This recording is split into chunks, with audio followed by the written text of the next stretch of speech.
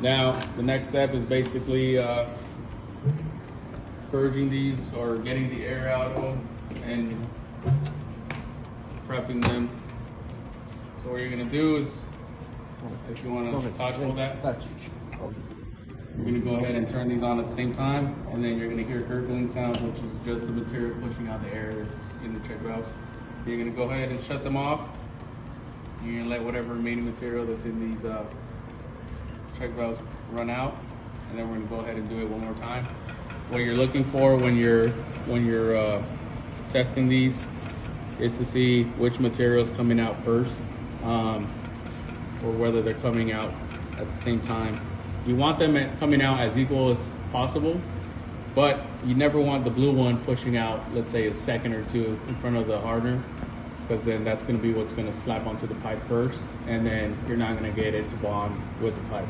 So you always want, if anything, the hardener coming out first by a split second, or even less than a second, or up to a second, sorry. So that's pretty even. Yeah. So that'll be good. They're both coming out pretty much the exact same time. That's what you want. But like I said, you never want this one pushing out prior to this one, for that specific reason. What are you doing for these? If this one is for whatever reason pushing out prior to the hardener, then you would bump up the hardener by 0.2, and that will usually match them up. You can either do that, or you can bump that one down by 0.2, the same. But I'd always say, you always prefer just a little bit more hardener than the other one, so you don't want it to be too much.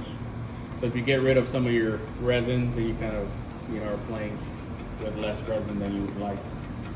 So I just always bump it up rather than bump that one down.